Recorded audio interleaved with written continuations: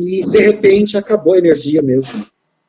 Acabou a energia de eu poder entrar dentro da sala de aula e dizer aqui vim. Né? E aí, a primeira semana, o último dia de aula, foi um dia que eu ouvi muitos professores conversando com os poucos alunos que aqui estavam a respeito da pandemia, tentando conscientizar.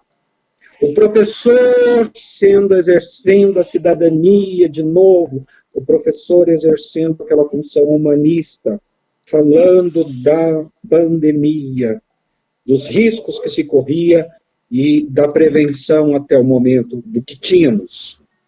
E aí entra o ensino remoto, o ensino híbrido, e assim, o início foi terrível.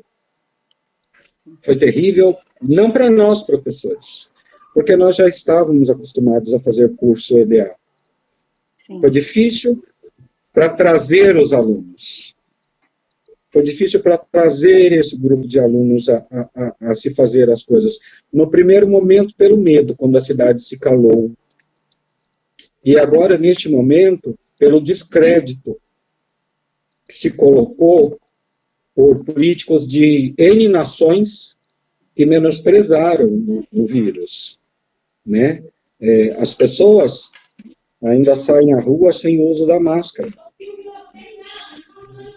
Né? Então, imagine o professor dentro da sala de aula, certamente nenhum aluno estaria sem a máscara com ele lá dentro.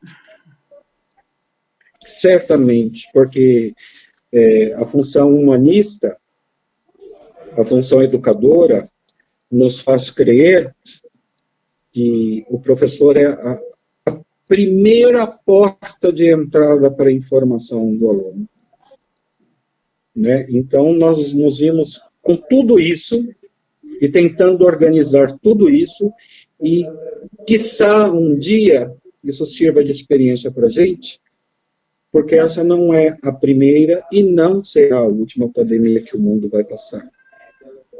Né? Então, são momentos difíceis, tanto início, meio e fim. Mas e agora, né? A escola já está, estamos trabalhando aí no ensino remoto, e a pergunta é, todos estão home office? As escolas estão fechadas? Obviamente que não, que você está falando de dentro da escola, né? Mas a pergunta seria isso, todos estão home office? As escolas estão fechadas? Quem está trabalhando home office? Quem está trabalhando presencial? Como está funcionando a escola? Então, a escola, ela está funcionando. Deixar bem claro isso, que a escola está funcionando, né? Está aberta. Né? A escola está aberta, né, para entrega de material, para o plantão de dúvidas, enfim. E está no teletrabalho aquelas pessoas que são classificadas no grupo de risco. Mas eu quero deixar claro que, assim, grupo de risco somos todos nós, inclusive que estamos aqui. Sim. Porque se eu não estou classificado, eu estou na escola trabalhando, eu não estou classificado, mas eu convivo com uma pessoa que é do grupo de risco. Sim. Então, o meu processo de cuidado para comigo precisa ser dobrado. Porque quando eu chego na minha casa, eu tenho uma pessoa do grupo de risco na minha casa. Né? Mas a escola não fechou dia nenhum. Né? A escola não fechou dia nenhum durante a pandemia. Então, assim, sempre teve alguém na escola para atender a necessidade da comunidade escolar. Entendo. E em relação às plataformas, quais as plataformas, os meios de comunicação utilizados na Escola Estadual de São Paulo? Então, a Secretaria de Estado da Educação, ela coloca aí o Google Classroom, né? Mas aí, eu digo que professor, e aí eu vou usar um termo que a gente usa quando o aluno é muito danado, professor não é gente, batizado. Professor usa o Meet, professor usa o Facebook, professor usa o WhatsApp, professor usa o Teams, professor imprime material e vem trazer para ser entregue ao aluno, né? Então, professor, ele se reinventa a cada momento. O professor se junta da aula junto, aproveita aquele momento que tem um grupo de alunos, entram 2, 3, o professor faz a interdisciplinaridade.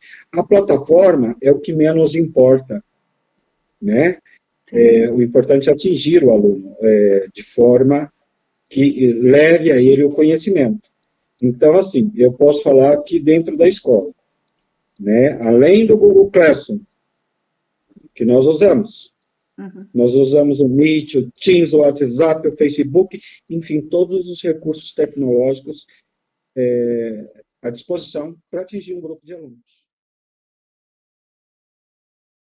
Qual é a maior angústia do professor? Qual é a maior angústia? Não precisa nem ser na pandemia, mas qual seria essa maior angústia? Você é professor, né? Então, qual? Então, a maior angústia do professor é não conseguir atingir o objetivo com o aluno dentro da sala de aula. A maior angústia do professor é ele preparar uma aula e, às vezes, não conseguir ministrar aquela aula da forma que ele planejou. Isso é angustiante. Sim, verdade. E o que deixa o professor feliz? O que deixa o professor feliz. Valorização financeira, primeiro. A gente precisa pensar que nós não vivemos uma utopia. Nós precisamos de salário digno. Né? A realização profissional se dá através da questão financeira também. Né? O que deixa o professor feliz é o respeito e a valorização. E a valorização passa pelo salário, sim. Sim. Falou tudo. Tem algumas frases que a gente escuta, como, por exemplo, professor ainda está muito atrasado em relação à educação do século XXI. Professor é mal formado. Você poderia falar um pouco sobre essas duas frases?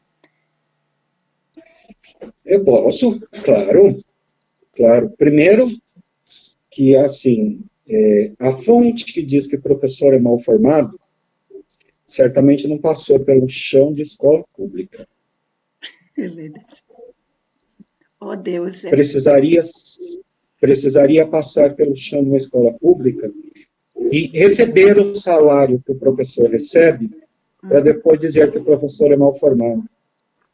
Porque a formação, ela se dá, a nossa formação de professor de escola pública, ela se dá quando nós pisamos no chão da escola. Quando nós enfrentamos todas as dificuldades de ter um aluno que não tem acesso à internet, que não tem acesso a livro, que tem uma desestruturação familiar, que vem com a defasagem muito grande. Então, mal formado, eu gostaria de dizer que é a pessoa que criou essa frase. Né? Então, assim, e a outra frase que você disse, professor no século XXI com a cabeça do século XX. Sim. Nós escutamos isso muito. Mas na pandemia, qual foi o professor que ficou de fora do século XXI? Pois é. E essa pessoa responda qual foi o professor que ficou do século XXI, desde o confim do país, de um extremo do país até o outro extremo. Quando os professores subiram em uma bicicleta, e eu vi uma matéria disso, a professora subiu em uma bicicleta e foi levar um celular que ela tinha de reserva para que o aluno dela pudesse acompanhar uma aula. O professor que foi para uma emissora de rádio, que lá naquele lugar não tinha internet, os professores só, a questão, uma radioaula. Que coisa. Então, que professor que não está no século XXI? É interessante que essas frases, que essas afirmações, sejam contestadas. Sim. Mas eu só posso contestar algo quando eu tenho evidências.